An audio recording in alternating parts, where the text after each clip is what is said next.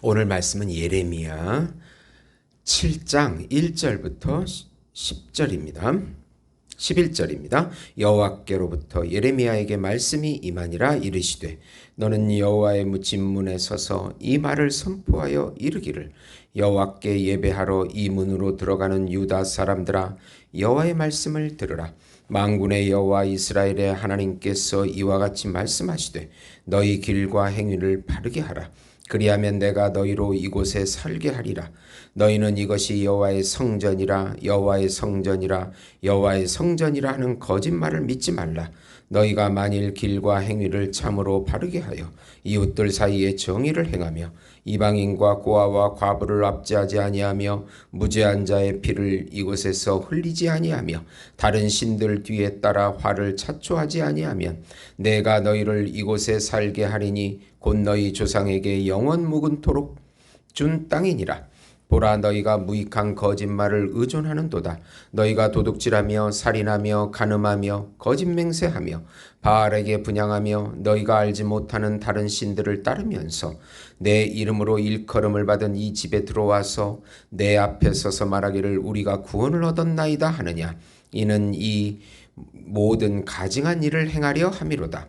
내 이름으로 일컬음을 받은 이 집이 너희 눈에는 도둑의 소굴로 보이느냐? 보라, 나 곧 내가 그것을 보아노라. 여호와의 말씀이니라. 아멘. 혼합주의 신앙이라는 제목으로 은혜를 나누고자 합니다.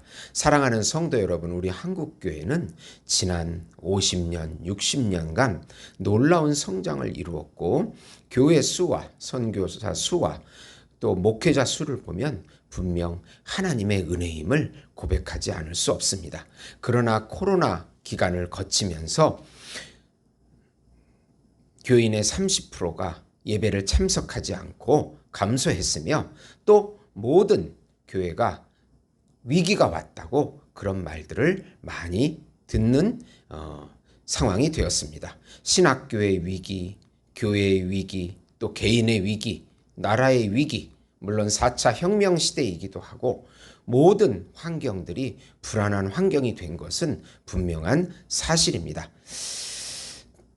지금 이 시점에서 우리는 철저하게 우리의 신앙이 올바른지 점검해야 할 때라고 저는 생각합니다. 한 번도 이런 생각을 하지 않고 우리 모두가 철저한 기독교인이고 반드시 구원을 받았다고 그렇게 고백하면서 실제로는 그렇게 생각하지만은 만약 하나님께서 다르게 우리를 생각하신다면, 하나님의 평가가 다르다면 그런 가능성에 대해서 한 번은 의문을 제기하는 시점이 되었기 때문입니다. 북이스라엘의 멸망과 유다의 멸망을 보면서 이 구약 역사의 교훈을 바라보면서 우리가 혹시 구약 이스라엘 백성과 같이 혼합주의 신앙으로 변질되지 않았는지 철저히 검증해야 할 때가 된 것입니다. 물론 이것은 가슴 아픈 일입니다. 자기 자신을 고쳐야 하기 때문입니다. 혼합주의 신앙과 형식적인 예배를 회개하고 말씀에 순종하는 삶을 살라. 우선 혼합주의 신앙과 형식적인 예배를 회개하고 참 예배를 드리라. 오늘 말씀은 유다의 위선적인 신앙을 책망하는 예레미야 세 번째 설교입니다. 7장 1절부터 10장 25절까지입니다. 요시야 이후에 여호와김 왕 통치기에 형식적인 예배를 드리고 우상을 숭배하는 혼합주의 신앙에 대한 심판을 경고하는 내용입니다. 이 예루살렘 성전에서 예배를 드리면 모든 것이 다 잘 될 것이라는 생각은 유다 백성의 착각이었습니다. 하나님께서는 길과 행위를 바르게 하라고 5절과 6절에 말씀하십니다.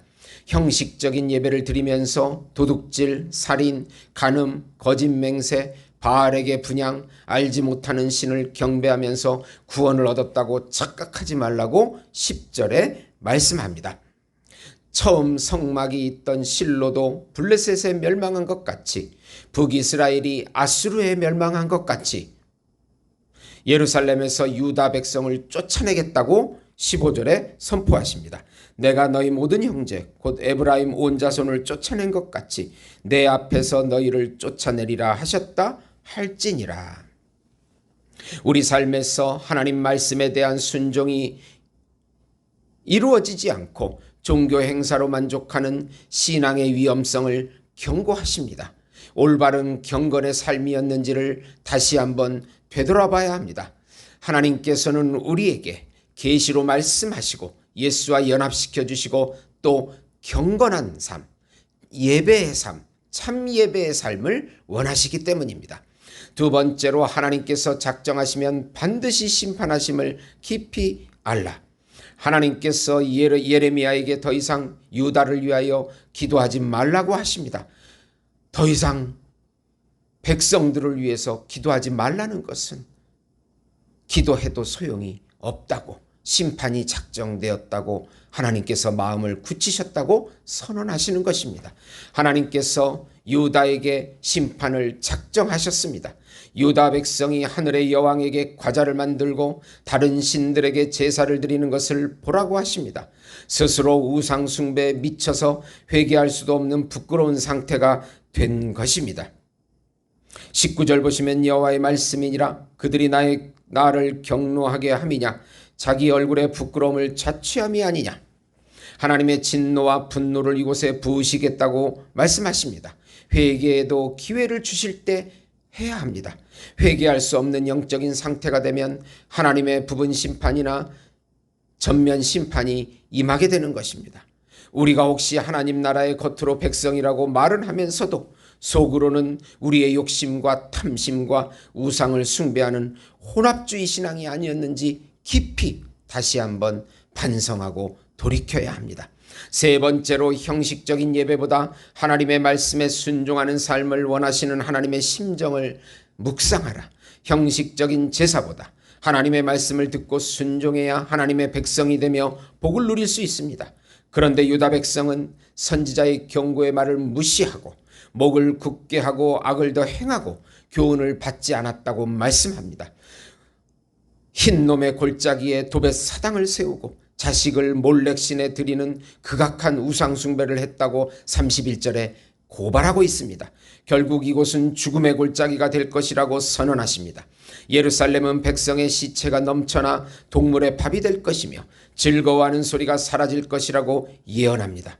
이런 비참한 종말은 신명기 28장 20절에서 68절까지 모세가 불순종에 따른 저주 예언한 그 말씀이 유다에게 성취되는 것입니다. 우리나라도 영적으로 깨어서 혼합주의 신앙생활을 회개하고 다시 예수 안으로 들어가야 합니다. 하나님의 말씀과 성령의 감화 감동을 쫓아서 인도함 받아서 올바른 경건과 올바른 순종으로 나아갈 때 하나님께서 우리 민족 가운데, 교회 가운데, 가정 가운데 회복을 주실 것을 굳게 믿는 것입니다. 예레미야 7장 8절에서 11절 보시면 보라 너희가 무익한 거짓말을 의존하는도다. 너희가 도둑질하며 살인하며 간음하며 거짓 맹세하며 바알에게 분향하며 너희가 알지 못하는 다른 신을 따르면서 내 이름으로 일컬음 받는 이 집에 들어와 내 앞에 서서 말하기를 우리가 구원을 얻었나이다 하느냐. 이는 이 모든 가증한 일을 행하려 함이로다. 내 이름으로 일컬음을 받은 이 집이 너희 눈에는 도둑의 소굴로 보이느냐. 보라 나 곧 내가 그것을 보았노라. 여호와의 말씀이니라. 하나님 눈을 속일 수가 없다는 것입니다. 하나님께서 주신 물질적인 축복과 이 외적인 성장은 하나님 앞에 나아갈 때 우리가 좀 더 겸손하게 고백하며 또 예수 안으로 다시 들어가서 하나님 보시기에 올바른 경건한 삶 그리고 회복된 삶으로 나아갈 때 하나님께서 우리나라와 교회와 가정을 다시 축복해 주실 것을 굳게 믿어야 하는 것입니다. 사랑하는 성도 여러분, 우리 안에 있는 탐심을 회개하고 다시 돌이켜 예수 안으로 들어가셔서 하나님의 모든 축복을 인도하심을 받는 우리 성도 여러분이 되시기를 예수님의 이름으로 축원드립니다. 하나님 아버지, 은혜 주심을 감사합니다. 연약한 저희들에게 성령의 능력과 지혜를 부어주시옵소서. 우리 안에 있는 탐심을 다 회개하게 해주시고, 물질을 쫓은 것을 회개하게 해주시고, 하나님 세상을 쫓은 것을 회개하게 해주시옵소서. 참 회개를 통하여 올바른 경건이 회복되게 해주시옵소서. 성령과 말씀의 인도함 받게 해주시옵소서. 예수님의 이름으로 기도드리옵나이다. 아멘.